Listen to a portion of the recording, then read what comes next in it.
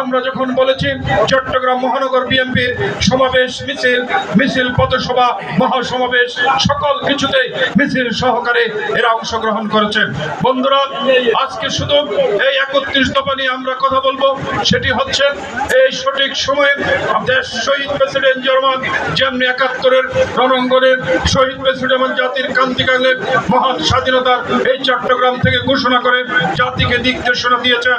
আজকে আমাদের নেতা দেশনায়ক তারেক রহমান লন্ডনে বসে যে ৩১ দফা ঘোষণা করেছে, আগামী দিনে বাংলাদেশকে পুনর্গঠনের এটি হচ্ছে আরেকটি সুযোগ। বন্ধুরা,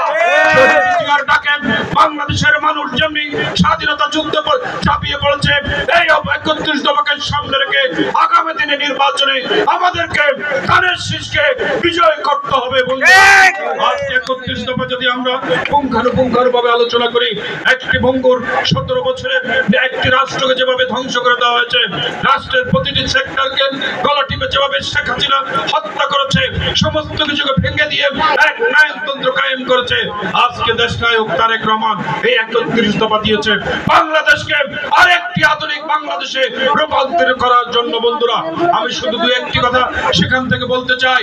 আজকে আমরা দেখেছি নির্বাচন আসলে মানুষ কেউ ঘরে থাকতে পারে না, আমরা আপনারা যেমনি কেউ ঘরে থাকতে পারে নাই, বাংলাদেশের সারা বাংলাদেশের কোনো মানুষ সেদিন ঘরে থাকতে পারে নাই।